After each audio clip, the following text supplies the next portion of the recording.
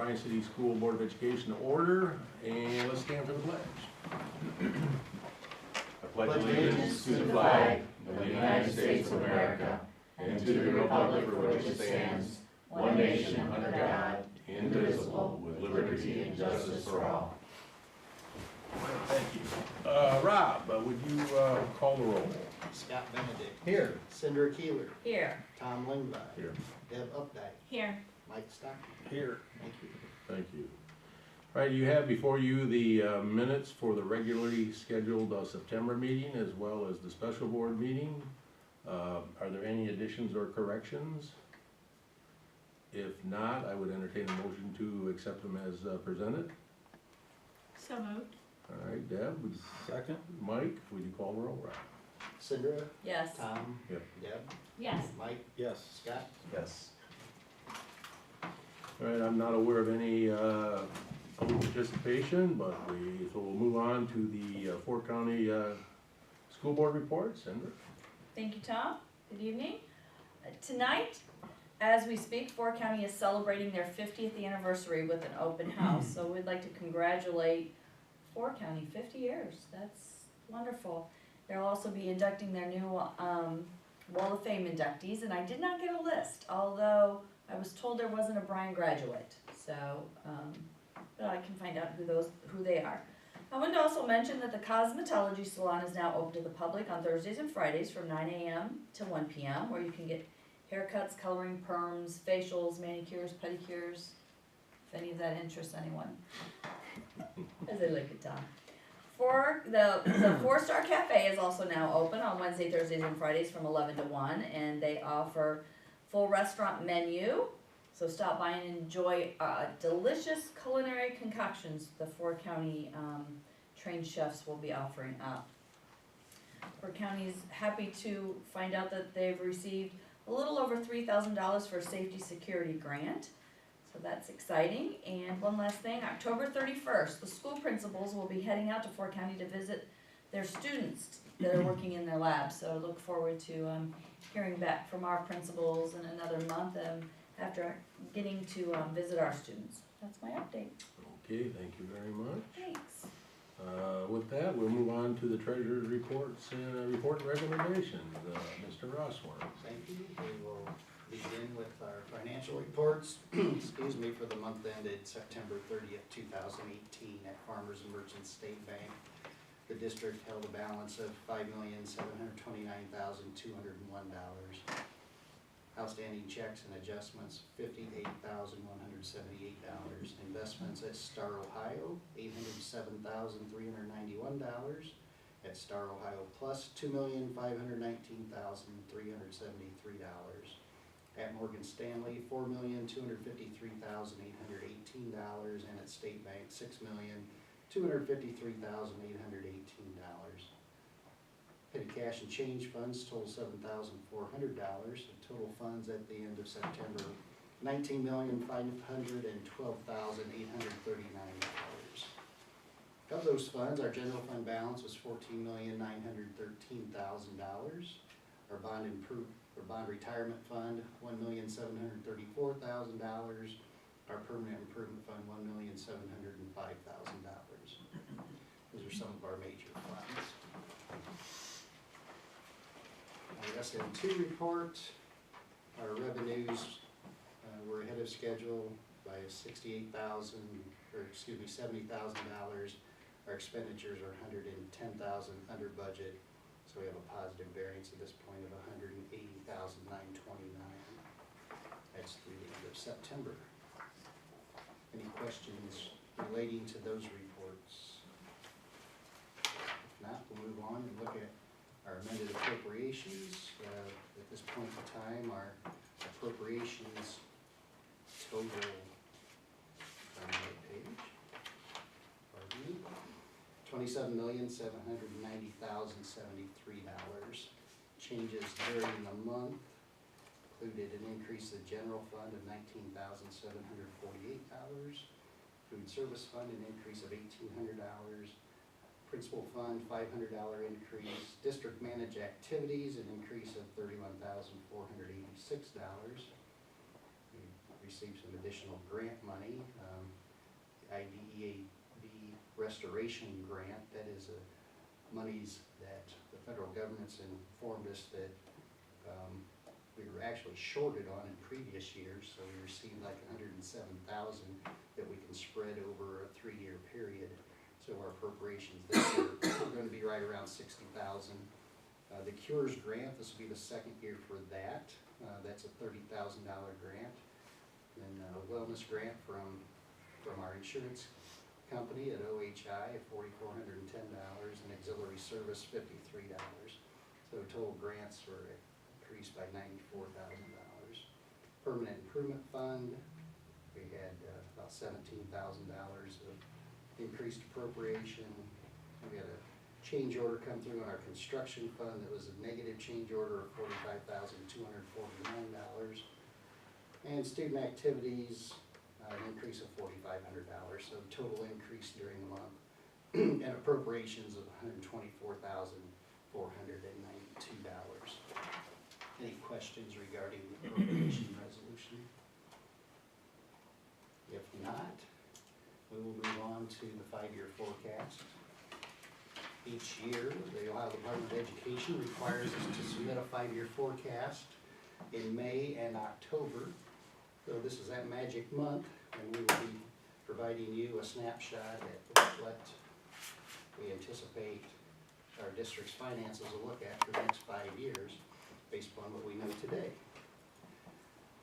So for fiscal year 2019, our total revenues are estimated to be $21,047,000. That's broken out. Our general real estate taxes are $6.6 million. School district income tax estimated to be $3,181,000. The unrestricted grants and aid, which is our state foundation money, $7,775,000. Restricted grants are about $272,000. Property tax allocation, which is made up of personal property replacement money, homestead exemption, and real estate tax rollback. That money comes from the state of Ohio, $1,517,000, and all other revenue, $1.6 million. On the expense side, our personal services, which is our labor cost, $12,984,000. Our employee retirement insurance benefits, $5,367,000. Purchase services, $2.8 million. Supplies and materials, $510,000, and other expenses, $261,000. Let's transfer out of $65,000, and that's transfer out is made up of an estimate of $40,000 for our central building that we rent, as well as a possible $25,000 which we may need to transfer to food service again this year, as we're still running deficits in the food service department. So our projected numbers for this year, it looks like we have about $1,001,000 deficit spending. Our carryover balance from prior year was $12,958,000. As we move to future years, and we look at our revenues, for fiscal year 2020, we've estimated our real estate taxes to be $6,870,000, a slight increase. We received information from the county auditor regarding our property valuations. This is a revaluation year. Next calendar year will be, so we received some updated information on our property values for the district. Agriculture land went down about 15%. Residential properties went up about 7%. Commercial went up about 4%. So overall, our district sees about a 4% increase in our total valuation. So that will help us a little bit as we move forward.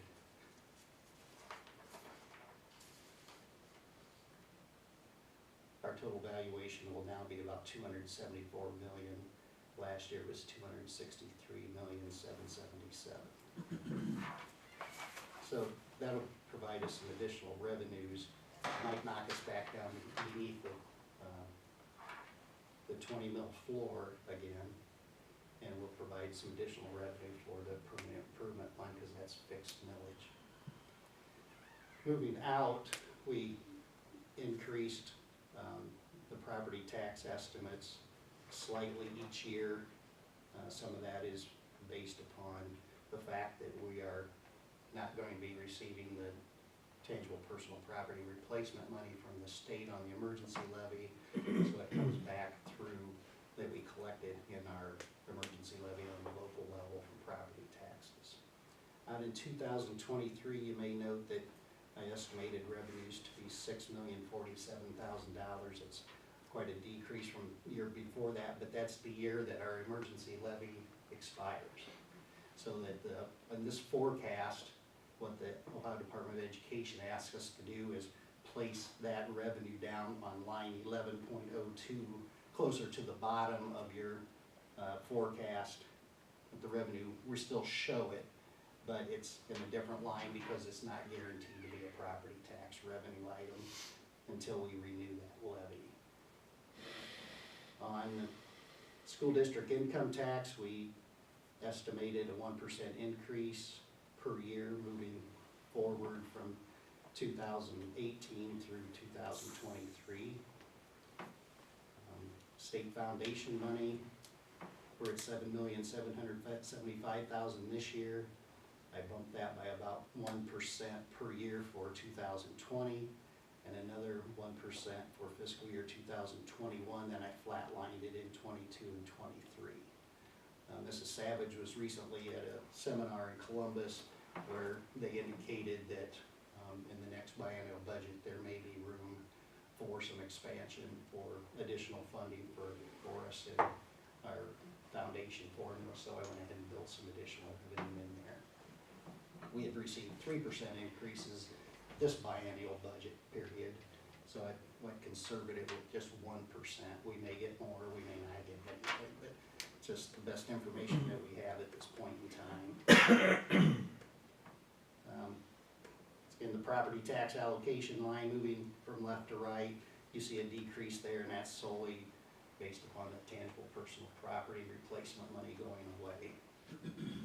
So, I guess as we look at line 6.01, which indicates our annual positioning, you can see that there's deficit spending projected for each of the 5 years.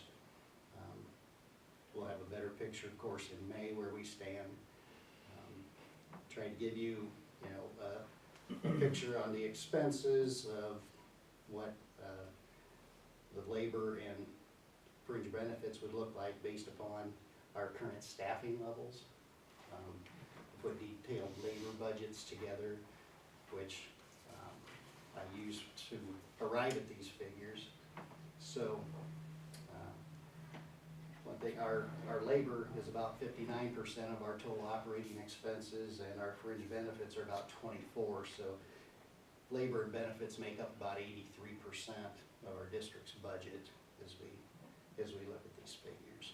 So bottom line, at the end of fiscal year 2023, we're estimating that we'll still have about $1.3 million based upon this snapshot.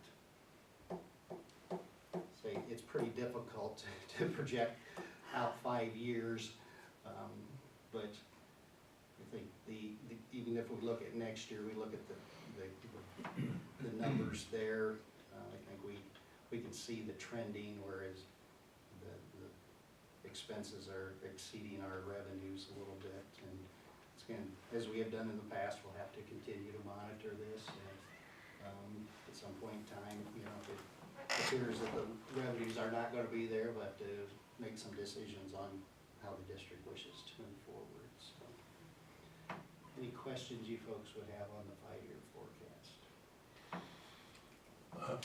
Well, one possibly from Mrs. Savage. In your conversations at the state, does there seem to be a reasonable appetite on the part of the legislature to increase funding? Is there a push for that? I gotta believe, that other school districts are experiencing the same thing that we're looking at here. No, the conference that Rob mentioned was not with legislation. It was with education leaders across the state of Ohio, and lobbyists, both federal and state level, making some assumptions. So The funding issue does not come up, or did not come up. the funding issue did come up. They're working on, there's a statewide committee made up of superintendents and lobbyists that are working on trying to work on the school funding formula overall, get some movement in that direction, because as they would remind us, it's been many years since we've had an actual school funding formula that is actually funded. The way school education funding has been for at least the past 3 bienniums is, this is the pot of money that we are going to allocate, and it will be divided up based on past history. So we have been on the cap, we've remained on the cap, which means every year we've received less than we should have from the state if the funding formula were truly funded. So that is what our organization as superintendents is working towards, is getting a formula that will be fully funded and that people can have a better understanding and be able to work and project better. Where this comment, our basis of this decision is coming from is that the state's projections on their revenue is certainly up. They have an almost fully funded rainy day fund. There is legislation and law already in place that says they can't go above a certain amount, so they'll have to spend it on something. We're hoping that it's on education. Have you had conversations with other treasurers around the area? I mean, We've not received a lot of information. Our treasurer's organization is not, regarding the workings of the budget or what the pulse is.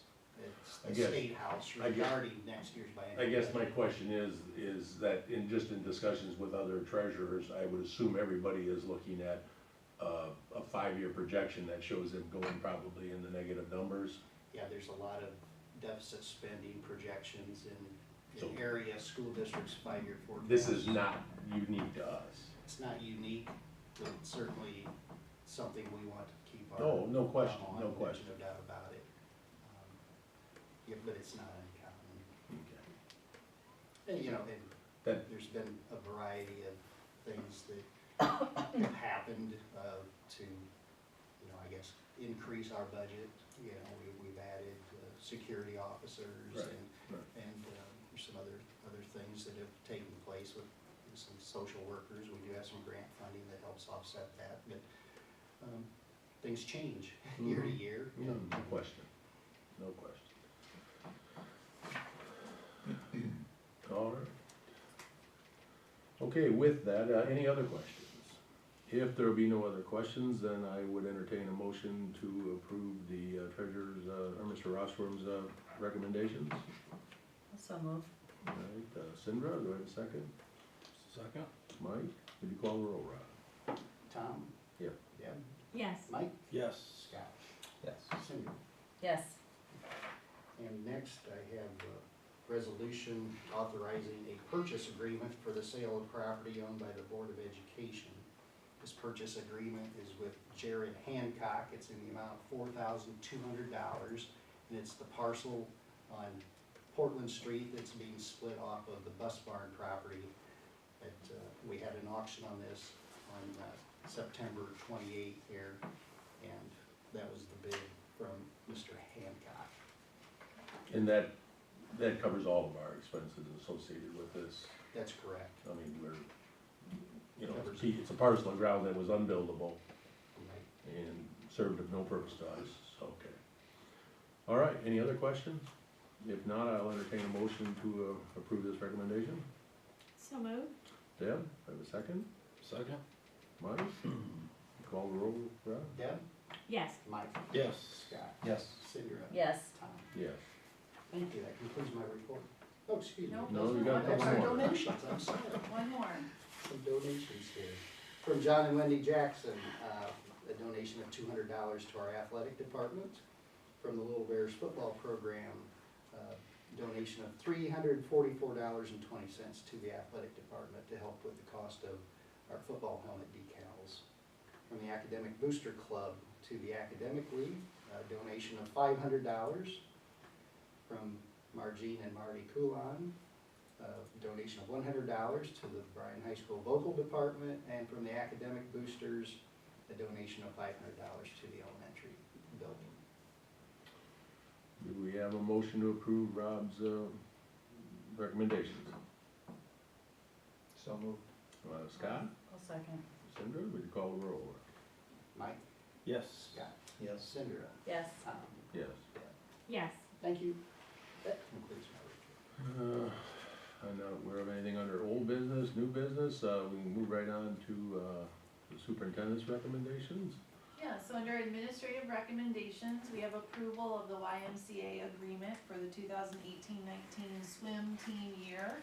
You have an exhibit of that. It is a partnership with the YMCA in order for our swim team to utilize their facilities for our practices and meets.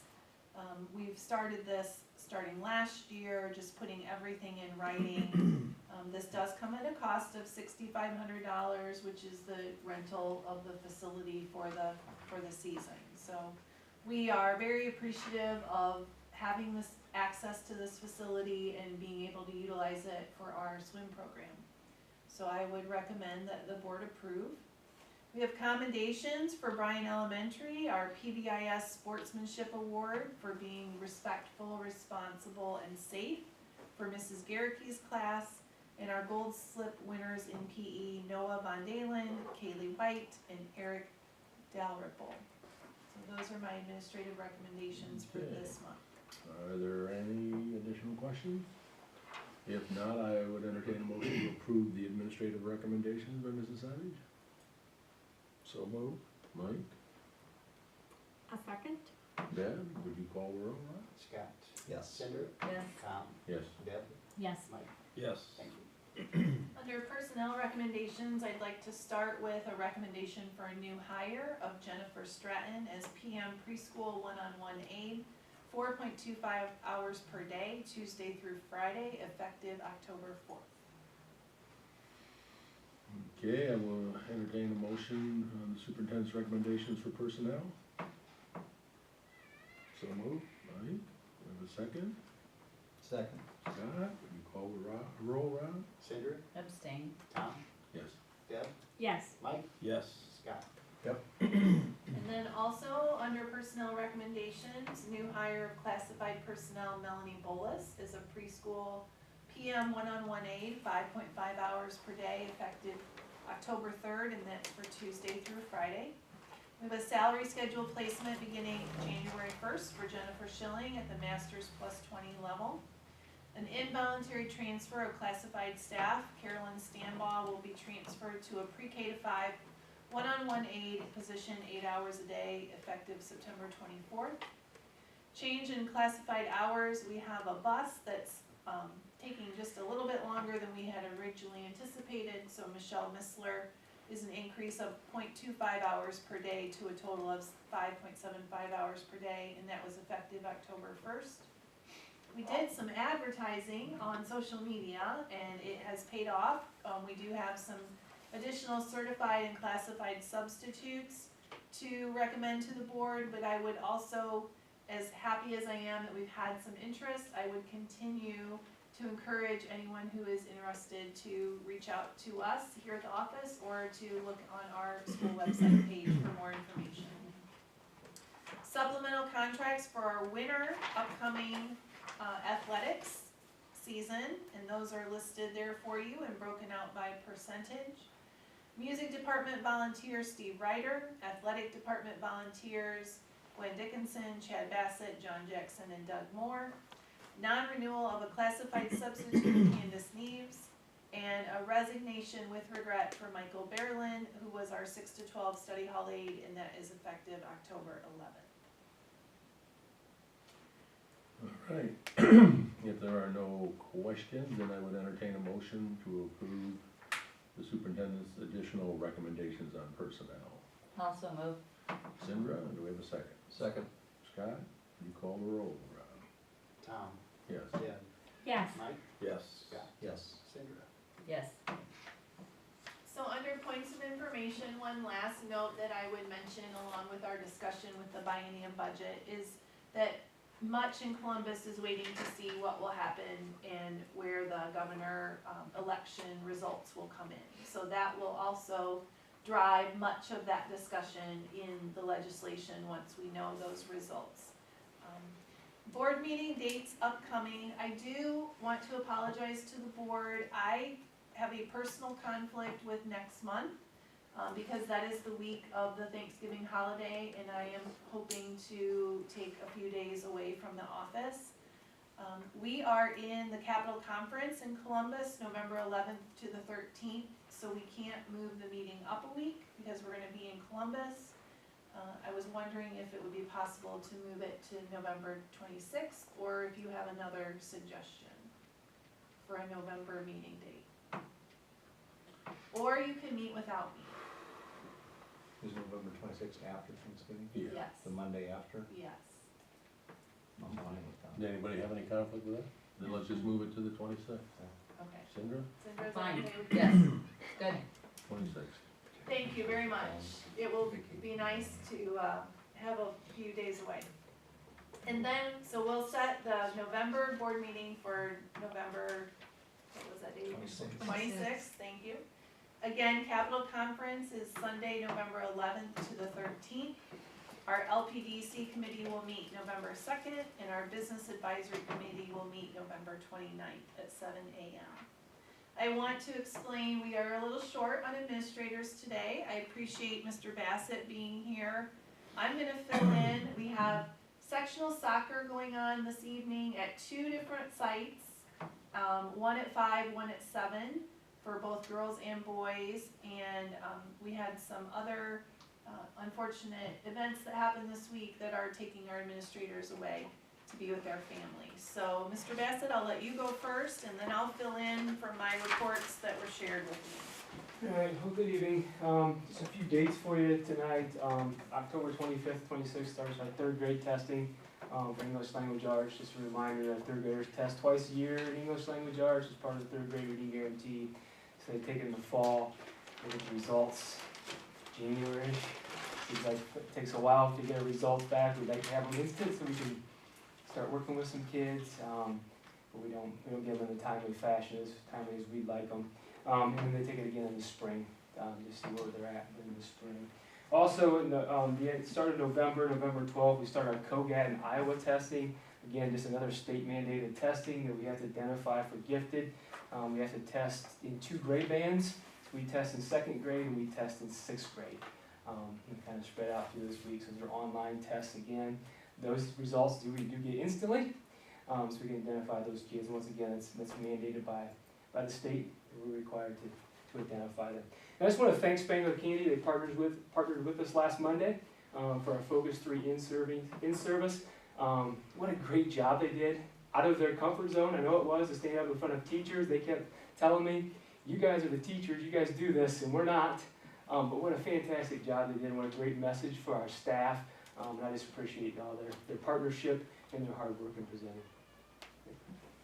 All right, and since I'm filling in, I'll go ahead and stand up too, so that they, you feel like they were there. So for Mrs. Cox, on behalf of Mrs. Cox and Bryan Elementary, School Picture Day is tomorrow. So we sent out reminders tonight, and we're looking forward to seeing all those smiling faces tomorrow. Friday, October 26th, we invite you to join us for our 1st grade barn dance, which is always a highly successful event. We start teaching junior achievement with 4th grade from October 29th to November 2nd. And elementary parent-teacher conferences are going to begin, and online sign-up for parents will go out very soon. Those start November 8th and conclude November 15th. Those are all held in the evening hours, after school hours. And they will also be hosting a Bryan Elementary Book Fair the week of November 12th. So we encourage parents to sign up for those conferences. And speaking of conferences, in the middle school, high school building, we will be hosting conferences there as well. Those will also be in the evenings of Monday, October 22nd and Thursday, November 1st. We're alternating days this year so that parents who have students in both buildings won't have to try to rush through. We have a district-wide safety drill coming up on Tuesday, October 30th at 9 a.m. And at that time, we've been working with our SROs, we'll be reviewing our ALICE training and discussing different scenarios that could happen. Our Veterans Day Assembly is quickly approaching. That will be on Friday, November 9th. And that is a district-wide event that we host in our gymnasium at the high school. And it is an amazing, amazing community event. We invite all community members and veterans to join us so that we can recognize them for their service. On October 31st, we're also hosting a blood mobile for our community. According to the American Red Cross, only 3 out of 100 people donate blood these days. So we are encouraged, being anyone 16 or older who would be interested, to sign up, and you can donate blood at our building. Our fall play is right around the corner, which also brings the Super Bowl. So the Super Bowl is an event hosted by High Art, Interact, FCCLA, Foreign Language Club, NHS, and FCA, and our post-school readiness class.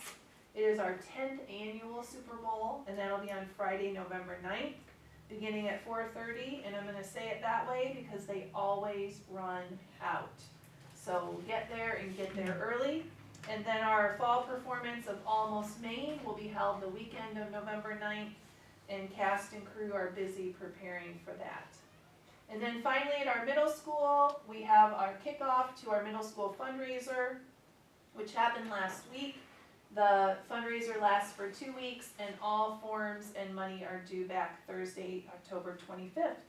And a reminder that proceeds for this, from this fundraiser go to help provide money for our Chicago trip for 8th grade and our 7th grade trip for next year when they are 8th graders, and then we also use them to host some middle school events during the year. So thank you, and appreciate Karen and Mark sharing those reports with me tonight. I have a question for you. Sure, I'll do my best to You'll have to answer. answer it on behalf of both Mark and Or I'll talk to Chad, maybe one of the possibly two. Chad. How are the SRO officers, how is that proceeding? The response has been extremely positive. That is all I get. And I've asked students, I've asked SRO officers, we've had monthly kind of status meetings with the principals and the administrators. Overwhelmingly positive result. It's been a very smooth transition. And Good interaction between the kids, Yes. students and the SRO? Unbelievable. When you go into I was in there this morning, or this afternoon, filling in in the cafeteria. We were short some subs, and I was talking to Mr. Nyhart. All of a sudden, he's like, "I gotta go see my tables." He has his tables. He kind of visits during lunch, and kids welcome him in. He's been in every single classroom in the elementary. So they really are Opposite. forming relationships then? They are in there all the time. If you walk in the elementary building in the morning, you're in there. They're coming up, giving all of them hugs. You know, the little guys and they're just excited to see them. And yes, very much so. I mean, they just fit in with the culture. They're just there. Is that, I guess I'm trying to think of the best way to phrase this, but, you know, obviously you always have some students that are challenges. The president of the SRO officers, is that helping to tamp some of that down? I've heard of a couple situations where just their presence has calmed the situation. I mean, not, not never resolve it, I'm not sure you're going to, but brought some kind of a calmness to the situation, just their presence. Okay. And I would say unofficially, I mean, certainly we want to get through some of our more high traffic days, but unofficially, I feel like we are seeing a decrease in the number of severe incidents and the number of suspensions. But again, Yeah, that's just kind of a real rough look that's what they and very anecdotal. But we'll take a look when we submit our data. Those are things we have to track for the state. The number of in-school suspensions, the number of out-of-school suspensions. So we'll be able to get real comparison data in the spring once we finish the year. just the first kind of look at it, everything looks positive. Very much so. That's good. And I would attribute that in part to, we have 3 amazing officers. Yeah, well, and I know the one, it seems like he would have been a terrific fit. I heard nothing but good things about the other, the third one, I don't know. But, yeah, hey, I'm tickled to death. I'm glad it's working out so positively. Okay, thank you. Thank you. All right, we have a need for executive session under item B, the purchase of property for public purposes or the sale of property at competitive bidding. I would entertain a motion to go into executive session. So moved. All right, Deb and Mike, we can call the roll. Deb, Yes. Mike, Yes. Scott, Yes. Cinder, Yes. Tom. Yes. And there will be no action taken